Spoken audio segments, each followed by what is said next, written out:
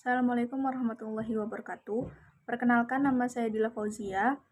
Saya dari kelas 02 PEJP 004. Berikut adalah NIM saya. Di sini saya akan menjelaskan rangkuman atau ringkasan dari materi kelompok 3 yang kemarin sudah dipresentasikan. Jadi, pemahaman yang komprehensif tentang konsep pembelajaran sangat penting bagi pendidik agar dapat merancang dan melaksanakan proses pembelajaran yang efektif. Pembelajaran didefinisikan sebagai proses interaksi yang kompleks antara pendidik dan peserta didik untuk mencapai tujuan pendidikan. Beberapa ahli memberikan definisi yang beragam mengenai pembelajaran, menekankan pentingnya interaksi dan pengaturan lingkungan belajar. Perbedaan antara pembelajaran dan pengajaran juga dibahas. Pengajaran lebih berfokus pada aktivitas guru dalam menyampaikan materi, sedangkan pembelajaran lebih menekankan pada proses aktif peserta didik dalam mengonstruksi pengetahuan. Dalam konteks modern, guru berperan sebagai fasilitator yang membantu peserta didik belajar secara mandiri. Hakikat pembelajaran dipahami dari berbagai perspektif, termasuk behavioristik yang melihat pembelajaran sebagai perubahan perilaku akibat pengalaman. Dalam penerapan pembelajaran, guru diharapkan merancang kegiatan yang memungkinkan peserta didik untuk terlibat langsung dalam pengalaman belajar, seperti praktikum, kunjungan lapangan, proyek, dan simulasi. Kegiatan ini tidak hanya memberikan pengetahuan teoritis, tetapi juga mengembangkan keterampilan dan pemahaman yang lebih mendalam. Dengan pengalaman langsung, peserta didik dapat memperoleh pengetahuan yang lebih bertahan lama.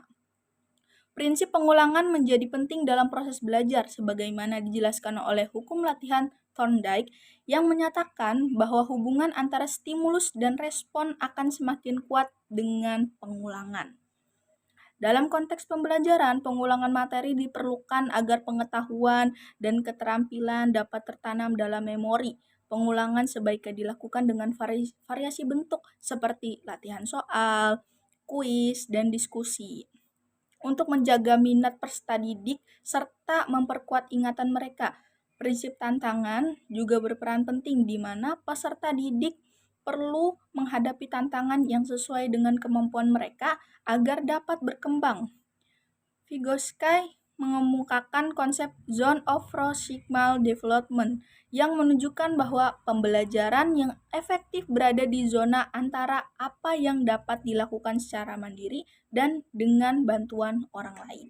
Dengan merancang tugas yang menantang, guru dapat merangsang kreativitas dan kemampuan berpikir kritis peserta didik. Umpan balik dan penguatan adalah prinsip lain yang penting dalam pembelajaran. Umpan balik memberikan informasi mengenai kemajuan belajar peserta didik, sedangkan penguatan adalah konsekuensi positif yang dapat meningkatkan motivasi belajar. Guru perlu memberikan umpan balik yang konstruktif dan penguatan yang tepat untuk mendorong perkembangan peserta didik. Prinsip perbedaan individual menekankan bahwa setiap peserta didik memiliki karakteristik unik yang harus diperhatikan dalam proses pembelajaran. Pembelajaran yang efektif harus mengakomodasi keragaman peserta didik melalui diferensiasi pembelajaran yang menyesuaikan konten, proses, dan produk belajar. Selain itu, guru perlu mengenali gaya belajar peserta didik dan menggunakan strategi yang sesuai. Kesiapan belajar juga menjadi faktor penting di mana kondisi fisik, mental, dan emosional peserta didik mempengaruhi kemampuan mereka untuk menerima informasi baru. Guru harus memastikan peserta didik siap sebelum memulai materi baru, misalnya dengan mengaitkan materi baru dengan pengetahuan yang sudah dimiliki. Pembelajaran merupakan sistem yang terdiri dari berbagai komponen yang saling berinteraksi, seperti tujuan pembelajaran, peserta didik, pendidik, materi pembelajaran, metode pembelajaran, dan media pembelajaran. Tujuan pembelajaran adalah rumusan kemampuan yang diharapkan dicapai peserta didik dan harus dirancang untuk mendukung pencapaian tujuan tersebut. Peserta didik sebagai sumber utama memiliki karakteristik yang perlu dipahami oleh guru untuk merancang pembelajaran yang efektif. Pendidik atau guru berperan sebagai fasilitator atau evaluator dalam proses pembelajaran. Kualitas guru sangat berpengaruh terhadap hasil belajar. Materi pembelajaran mencakup konten yang sesuai dengan tujuan. Sedangkan metode pembelajaran adalah teknik yang digunakan untuk menyampaikan materi. Media pembelajaran berfungsi sebagai perantara dalam penyampaian informasi dan penggunaannya yang tepat dapat meningkatkan efektivitas pembelajaran. Pembelajaran tidak hanya sebatas penyampaian materi, tetapi merupakan proses sistematis yang bertujuan menghasilkan perubahan pada diri peserta didik, baik dalam aspek pengetahuan atau kognitif, sikap atau afektif, maupun keterampilan atau psikomotor. Menurut Undang-Undang Sistem Pendidikan Nasional Nomor 20 Tahun 2003, pembelajaran adalah proses interaksi peserta didik dengan pendidik dan sumber belajar pada suatu lingkungan belajar. Beberapa ahli mendefinisikan pembelajaran sebagai berikut. Yang pertama ada Gagne. Pada tahun 1977, pembelajaran adalah proses rangkaian peristiwa eksternal yang dirancang untuk mendukung proses belajar internal. Yang kedua ada Briggs. Pada tahun 1992, pembelajaran adalah rangkaian peristiwa yang mempengaruhi siswa agar lebih mudah belajar. Yang ketiga ada Cray.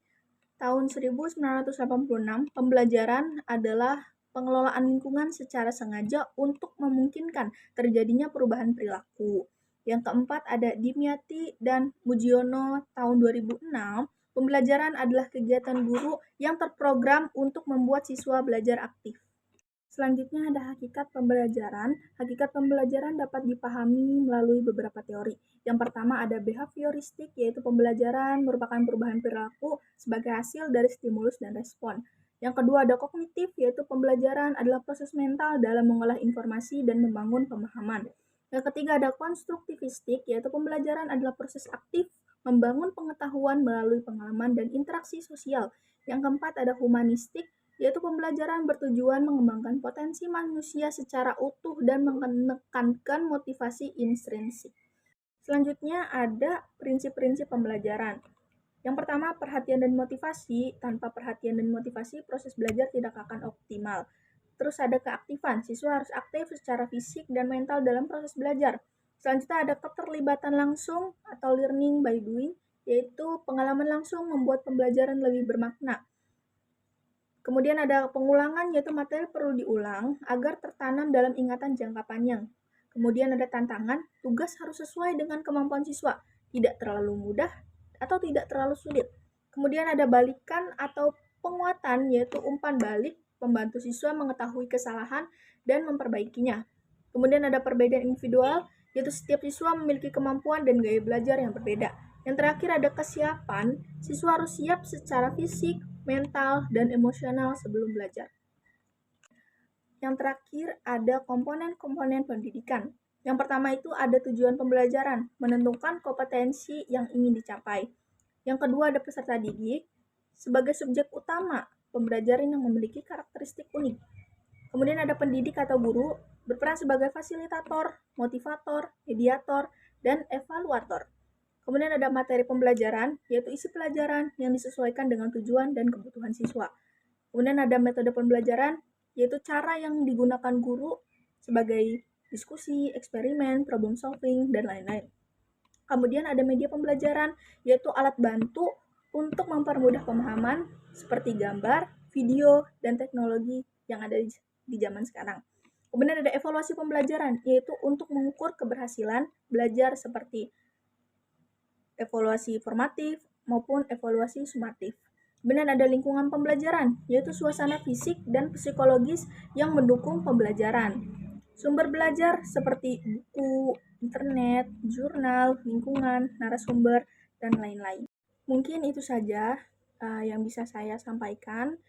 Kurang lebihnya mohon maaf, baik ada kata-kata yang kurang jelas. Semoga bisa jadi pelajaran untuk kedepannya.